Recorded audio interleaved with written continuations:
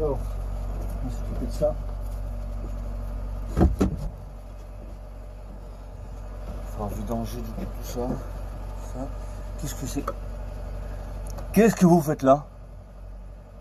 Vous faites quoi ici là? Venez me voir. Qu'est-ce que vous faites ici là? Ne dites pas que vous êtes au courant. J'ai tenu personne au courant, c'est pas possible. Je sais pas ce que vous faites là mes abonnés, mais bon en tout cas ben, c'est une nouvelle vidéo qui commence aujourd'hui. Donc aujourd'hui je vais démonter le moteur de la 307 grise. Voilà, parce qu'il faut qu'elle parte au plus vite. Elle me gêne, elle prend de la place. Donc je démonte le moteur. J'ai pas mes chandelles, donc je vais faire comme je peux. Je vais la caler, j'ai plein de morceaux de bois, je vais la caler comme ça. J'ai plein de gros morceaux de bois et puis voilà, ben la suite après le générique.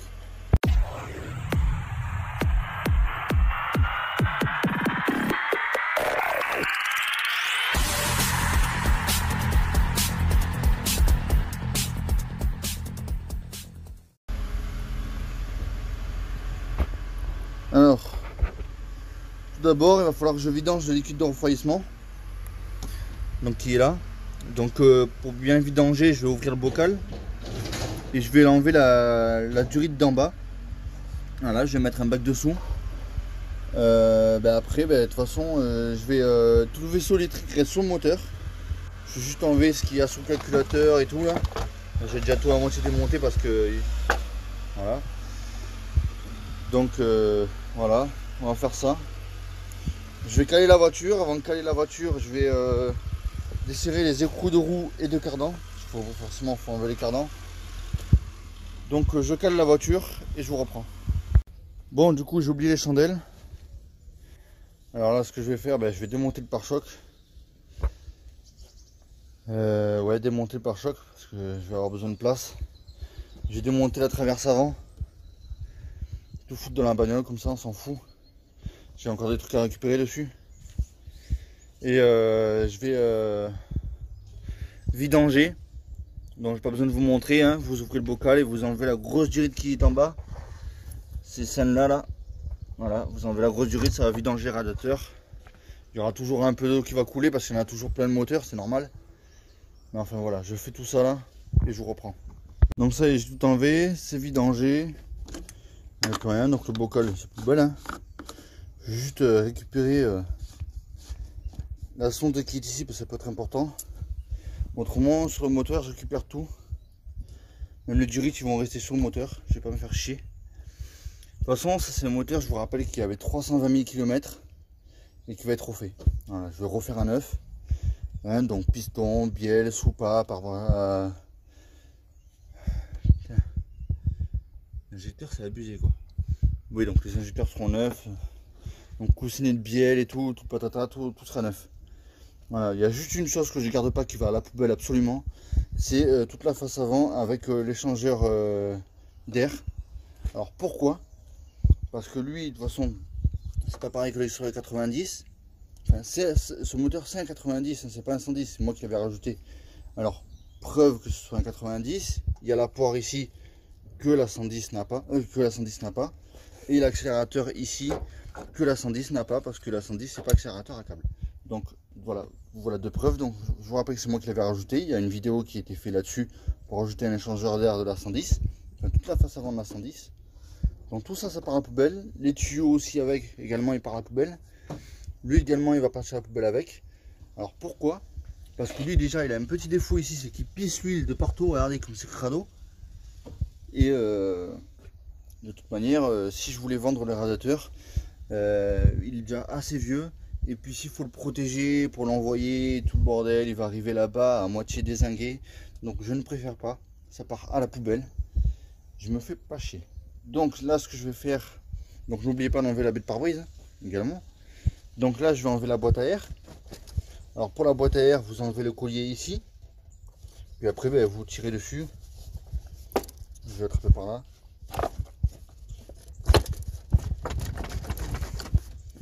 Vous tirez dessus, il est censé venir. Voilà, vous voyez. Donc là il est venu. Et après vous enlevez le collier qui est ici. Et moi je vais garder quand même le débitmètre d'air, même s'il est d'occasion, ça peut toujours servir au cas où. Donc voilà, ça y est. Donc tous les colliers et les vis je garde, donc les vis dans ma boîte à vis. Et les colliers pour l'instant je les mets par terre, il va falloir que je trouve une boîte à collier. Enfin, c'est une boîte à tabac mais c'est une boîte à vis maintenant. Non, je vais, ouais, ça faut que je le récupère, ça reste dessus, on s'en fout. Donc là-dessus, je vais récupérer tous les fusibles. Là ici, tous les relais. Donc après, tout ce qui est calculateur, BSI et la clé avec le Yeman, ça va être vendu puisque c'est un kit de démarrage. Donc ça, à la rigueur, je peux le vendre. C'est un kit de démarrage. Donc avec la puce fournie et tout, patatras. Donc là, ce que je vais faire, je vais enlever le support batterie, histoire de me faire de la place. Je vais vidanger la boîte à vitesse. Donc pour vidanger la boîte à vitesse, vous avez une vis en dessous. Donc, je ne sais pas si vous allez voir. Non, vous voyez rien. J'attrape ma lampe et je vous reprends. Donc comme je vous disais, vous avez une vis qui est juste là. Cette vis là, vous dévissez, ça vidange la boîte.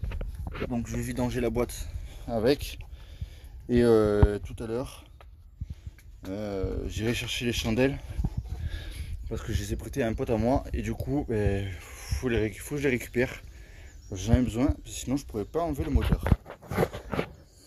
Donc la courroie elle reste dessus parce que ça fait au moins 2 ans que la voiture n'a pas roulé, donc la courroie à mon avis c'est foutu. L'internateur je m'en fous, il reste dessus aussi, il y a les tendeurs avec. La poulie numper je la récupère pas, je m'en fous puisque après tout est neuf là sur celle-là. Enfin, tout ce qui est kit accessoire je récupère rien parce que tout est neuf là-dessus, à part la compresseur de la clim. Lui je sais qu'il fonctionne donc je vais peut-être le récupérer. Au cas où ça peut toujours servir si le mien un jour il tombe en panne. On ne sait jamais. Je vais également aussi récupérer la pompe de gavage. Voilà, on ne sait jamais. Ça peut toujours servir. Je récupère mon compteur, je vous rappelle. Mais je ne vais pas foutre ce compteur là directement dessus parce que sinon il va m'afficher 320 000 alors qu'elle n'a même pas 320 000 celle-là. Elle n'a même pas 300 000. Elle doit avoir à peine 250 000 à peine. Donc voilà. Le câble d'accélérateur que je récupère pas puisque c'est rare quand ça pète. Hein. Là, sur les 307 c'est super rare quand ça pète. Quoi d'autre? Ben, le moteur complet je récupère hein, de toute façon. Hein. Le moteur il tourne, hein, je vous rappelle. Puisqu'il roulait, donc il tourne, il a eu jamais aucun souci, il a jamais bronché. Il a toujours super bien roulé. Sauf la consommation à cause des injecteurs, par contre ça a tété. Hein. Ah, lui par contre il avait soif, très soif. Donc voilà, je fais tout ça. Tout crado là, ça a pissé. Là. Je sais pas ce qui a pissé comme ça, mais quand ce sera sorti de toute façon, je vais tout refaire. Tous les joints moteurs seront neufs. Donc le récepteur embrayage que je ne récupère pas. Voilà, c'est un docase. Et si un jour le mien est pète sur ma 307, je préfère en mettre un neuf, comme ça moi je suis sûr. Je récupère tous les relais. Alors les relais, alors là c'est un calvaire. Hein.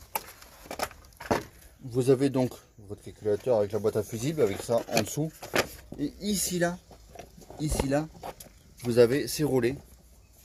Donc et ils viennent,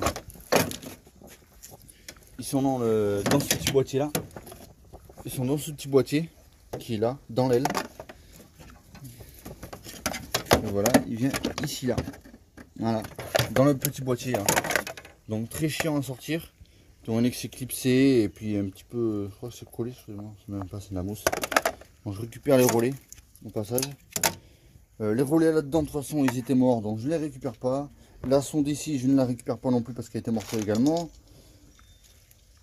Et je crois que c'est tout. Voilà. Le reste, de toute façon, ça part à la poubelle. Hein. Je ne vais pas garder les ailes ni rien parce que elle n'est pas grise, celle-là, elle est bleue. Donc s'il faut faire repeindre, c'est même pas la peine.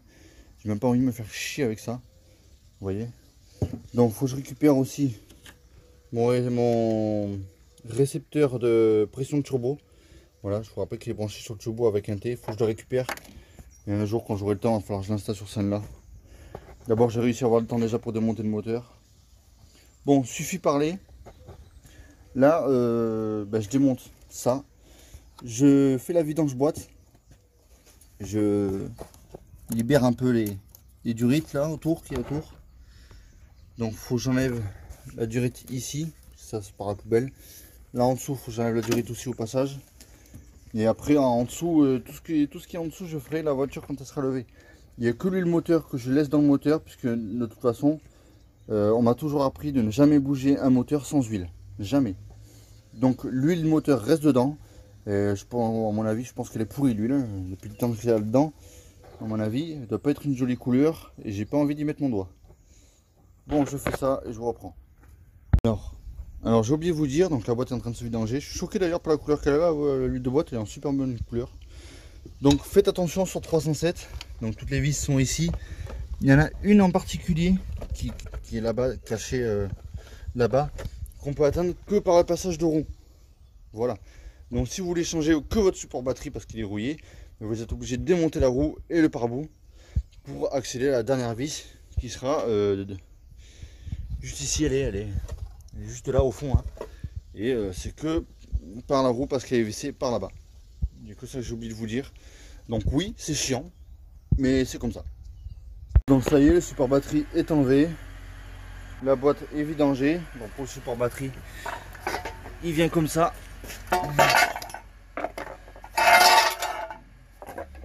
Voilà comment il vient, ça vient comme ça. Donc vous avez une vis là, là, une là que j'ai pas enlevé parce que lui il est déjà pété. Après ça sort. Voilà. Vous en avez une autre ici et celle-là qu'on peut accéder que par barbeau. Mais moi je l'avais supprimé parce que franchement avec ces deux là ici et une ici c'est largement suffisant. Il n'y a pas besoin d'avoir trois que d'un côté. Donc moi celle-là ça fait longtemps que j'avais supprimé. Donc vous en avez eu, non ça c'est pour soutenir la batterie, mais vous en avez une ici également. Et après ben, il sort. Donc si un jour vous le changez, cette vis ne la remettez pas, elle sert à rien. Moi je l'avais supprimé. Voilà, il y a deux vis ici, il y en a une ici, c'est largement suffisant pour ce côté. Il n'y a pas besoin d'avoir 36 vis d'un seul côté. Après ça sort et après vous en faites ce que vous voulez. Alors pourquoi je garde pas tout? Parce qu'il y en a plein qui vont me dire oui mais moi à ta place j'aurais tout gardé, hein. Mais tout le monde n'a pas un terrain de 1000 m² avec un garage de 50 m². Voilà. D'accord? Moi j'ai pas beaucoup de place, déjà le moteur il reste pas ici, c'est un pote à moi qui me le garde. Donc jusqu'à temps que je déménage, donc hein, tout le monde n'a pas la place pour stocker 40 voitures chez lui et avoir toutes les pièces qu'il veut illimitées. Voilà, moi ce n'est pas mon cas. Donc là ce que je vais faire, je vais regarder tous les vaisseaux électriques. Donc celui-là qui va rester sur le moteur, voilà, avec la prise qui est là. Que je débranche. Donc celui-là il reste sur le moteur. Celui-là il va rester sur le moteur aussi, donc il faut que je débranche le calculateur. Après ça repart par ici, ça repart par là. Ça vient ici, donc sur lui, donc il faut que je débranche aussi. Voilà, parce que je laisse tout le vaisseau électrique sur le moteur. Je vais pas me faire chier à suivre les conduits, à passer ma main là, il n'y a pas de place pour débrancher un petit truc comme ça, alors que c'est chiant. Y passer, faire tout le tour du moteur. Et non, hein, d'accord. Là il y a la place, j'en profite et basta. Donc là je vais faire tout ce vaisseau électrique de ce côté, histoire qu'il n'y ait plus rien qui me gêne. Et après on voit pour la suite. Voilà, j'ai quand même pas mal avancé, j'ai enlevé le radiateur, tous les câbles, c'est sur le côté, donc tout ça là, qui appartient au calculateur. Du coup je démontais tout ça pour rien parce que ça en fait pas partie. Tout ça ça vient là et puis après ça va dans le compartiment dans l'habitacle. Donc bon, c'est pas grave, j'ai démonté pour rien mais c'est pas grave, je m'en fous. J'ai quand même pas mal avancé. Donc j'ai enlevé tout ce qui est support radiateur. Lui par contre il est mort, hein, le pauvre. Il n'en peut plus de laver lui. Donc le radiateur pas compliqué, hein, deux vis là, de chaque côté, après vous le soulevez et hop ça s'enlève. Alors désolé, on m'a appelé, j'étais en train de couper, mais pendant que j'étais au téléphone, j'ai encore un peu plus avancé, j'ai enlevé la traverse qui était ici là. Et là, elle est sacrément malade. J'ai enlevé la durite, la grosse durite du compresseur de clim. Donc je vous rappelle que si vous touchez au compresseur de clim ou même à la clim, assurez-vous qu'elle soit bien déchargée avant. Donc si vous ne savez pas où elle en est, allez dans un garage et vérifiez et demandez-leur de la décharger. Et si elle était déjà déchargée, tant mieux pour vous. Mais assurez-vous quand même qu'elle est déjà déchargée parce que on ne sait jamais, parce que si c'est sous pression vous débranchez, ça va péter d'un coup sec et je vous laisse imaginer les dégâts, surtout que c'est une pression énorme là-dedans. Je sais plus combien de bar il y a pression, mais c'est une pression énorme qu'il y a là-dedans. Donc voilà. Donc il y a une araignée qui est venue me dire bonjour. Donc j'ai jarté. Enfin voilà, ça fait 2 ans que le moteur il a pas tourné, donc c'est normal. Les araignées ils croient que que c'est leur terrain de jeu, que c'est leur maison. Alors que non, c'est un moteur, c'est fait pour tourner, pour rouler. C'est pas fait pour être une maison. Bref, donc ouais, déjà bien avancé. Donc ce côté-là, ça va être bon. Juste ce tuyau là à enlever. Excusez-moi.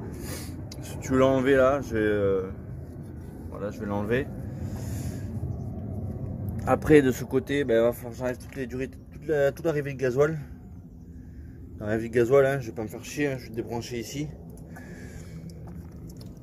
Voilà, hop là, ça y est, c'est débranché. Le gasoil coupe par terre, mais on s'en fout. De toute façon, il n'y a plus de gasoil dedans.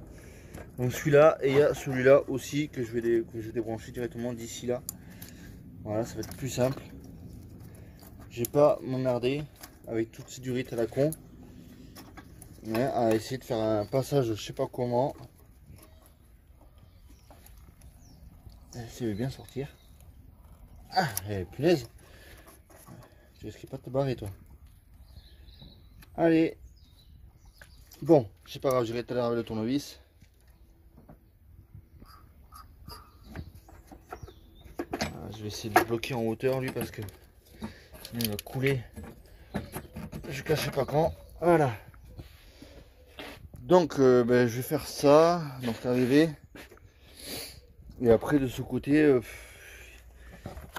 presque plus rien de toute façon. Hein, il faut que j'enlève du coup le récepteur, l'embrayage. Le récepteur d'embrayage, si je vous filme même pas si je regarde même pas l'écran pour bien vous filmer, on va pas y arriver. Donc le récepteur que je vais virer, du coup après il restera suspendu ici, là il tirera la langue s'il en a envie, je m'en fous. Donc ça on s'en fout. Après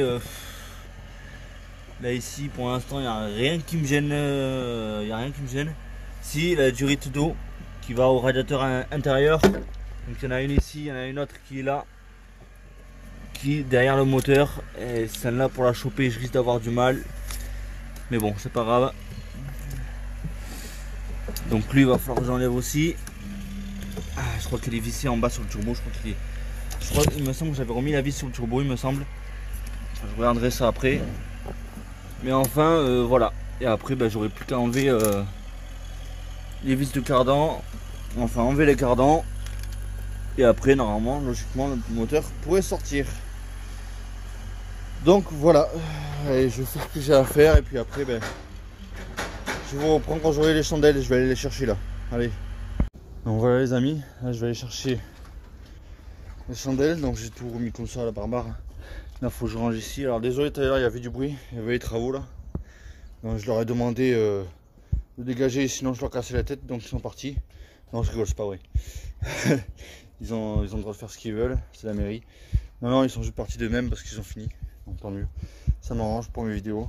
Et donc je vais juste arranger ça. Donc j'ai récupéré les klaxons aussi. Parce qu'ils fonctionnent encore bien. Donc il y a le grave et l'aigu.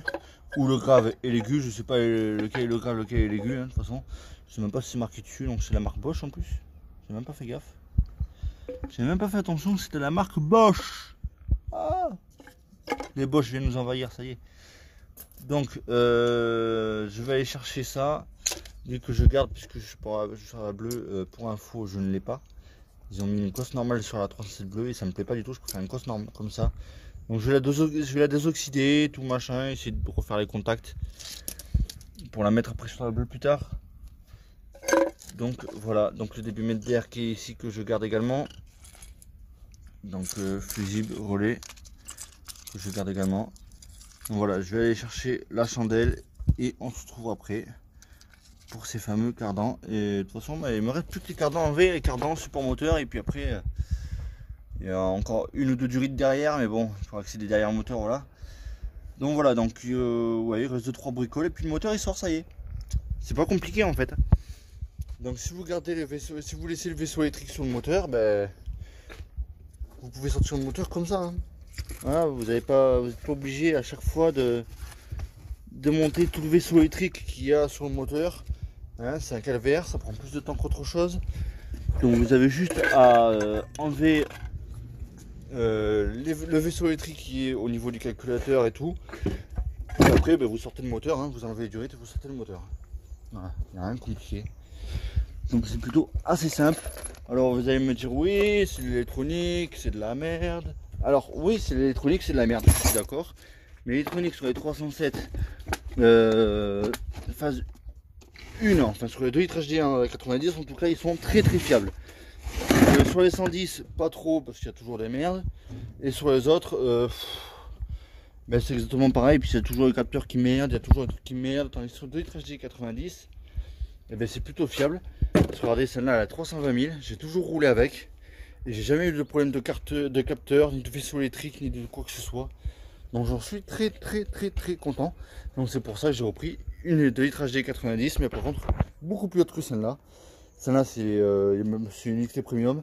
Donc celle-là c'est une édition limitée. Donc il y a tout, siège en cuir chauffant et tout le bordel. J'ai déjà fait une vidéo de présentation dessus, donc j'ai pas besoin de vous redire tout. Donc c'est pour ça que j'ai repris une 2 litres HD 90, mais la gamme au-dessus, histoire d'être à l'aise. Il me manque juste le toit ouvrant, un régulateur de vitesse que je vais installer. D'ailleurs, je vais faire appel à un professionnel pour qu'il me l'installe. Donc sur ce, là, je vais aller chercher la chandelle et après, on se retrouve tout à l'heure pour le reste. Et mon coffre, il est en train de devenir un bordel. Et j'ai horreur de ça parce que déjà sur la grille, c'était déjà le gros bordel, souvenez-vous. Et là, celui-là commence à devenir bordel aussi, donc j'ai horreur de ça. Ça commence à m'énerver. Voilà, à tout à l'heure les amis. Bon, alors voilà. J'ai posé ce chandelle et je viens de pousser ma gueulante. J'ai un plein cul, le moteur à la con. T'as pas les moteurs, des roulements à la con, hein. Il n'y a jamais rien qui sort. Ça commence vraiment à me gonfler. Donc le garant de ce côté il est sorti. Ah nickel. Et de ce côté il veut pas sortir. Il a pas envie. Il veut pas. Alors j'ai enlevé les vis là, qui tiennent au roulement. J'ai beau lui frapper sur la gueule, ça va pas sortir. Alors j'ai décidé d'enlever le support. J'ai enlevé les 3 vis, mais le support ne va pas sortir non plus. Alors ben tant pis, ça va se enculer, ben ça restera comme ça. Basta. Voilà, c'est tout, ça commence à me gonfler, donc je descends le moteur comme ça. J'en ai avec le cardan, tant que c'est sorti du moyeu, c'est déjà ça. Alors ça ira faire foutre. Hein. Et s'il faut, j'enlèverai la meuleuse. Je couperai en deux le truc. Ça va pas me gonfler. Voilà. Donc là, ben, je vais enlever déconnecter la ligne d'échappement. Qui se trouve ici, là-bas. J'ai déconnecté les câbles pour le levier de vitesse. Et là, ben, je vais défaire le collier qui est juste là. Vous allez voir, vous allez voir mon doigt. Là, il y a une d'échappement qui est là, il y a un collier qui est juste ici là. Il faut que je défasse. Donc je défais le collier. Et puis après, logiquement, j'avancerai un petit peu le moteur, histoire de accéder à derrière. Et on se reprend après. Bon ben ça y est. Il est en train de sortir doucement, sûrement. Je suis en train de descendre. Ma lampe qui reste allumée. Je suis en train de j'ai déconnecté le tuyau qui était derrière, qui est branché sur la vanne GR. Je pense que c'est pour refroidir la vanne GR, puisque le turbo maintenant il se refroidit par air. Donc je pense plutôt que c'était pour refroidir la vanne GR qui est ici, ou peut-être pour... ouais, ça doit être ça. Donc vous le déconnectez. Et puis après, ben, là je vais descendre le moteur. Le sortir en faisant attention de rien arracher, bien évidemment. Ça me paraît logique. Voilà, on va le baisser ensemble. Ah, il part en avant, j'ai pas confiance, donc je vais vous laisser. Je vais le tenir en attendant.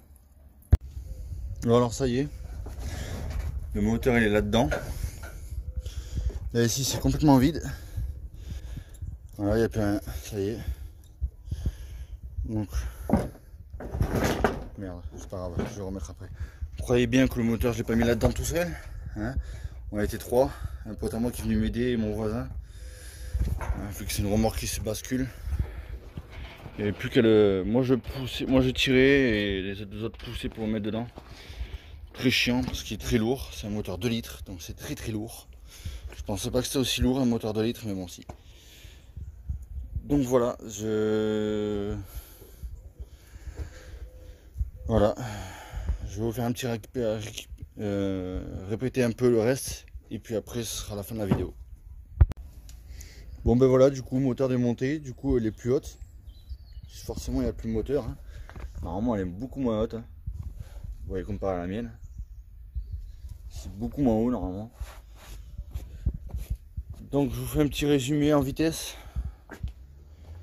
Ça me tarde d'aller prendre ma douche. Donc voilà, petit résumé. N'oubliez pas de démonter le coulier d'échappement. C'est évident. Sinon vous n'allez pas aller bien loin. Donc après plus tard je récupérerai ça, c'est pas compliqué à démonter, hein. Et puis ben voilà, je récupère rien d'autre après dessus, hein. Niveau compartiment moteur, ça reste tel quel. Il va falloir que je nettoie un petit peu demain aussi parce que. Mais au final voilà, on s'est mis à 3 pour charger le moteur dans la remorque. J'avais basculé la remorque. Et il y avait mon voisin et puis un pote à moi qui est venu m'aider. Donc voilà, autrement si vous avez une chèvre, en 2-3 heures le moteur il est par terre. Ça c'est sûr. Et merde. Donc voilà, du coup, n'oubliez pas de défaire les supports moteurs, les cardans. Faut pas oublier tout ça. Même si c'est chiant, je vous l'accorde. Mais il faut au moins défaire tout ça. Donc voilà, ça là va partir la casse. Donc voilà, du coup elle est plus haute. on dirait un vieux 4x4 le truc. C'est un truc de fou.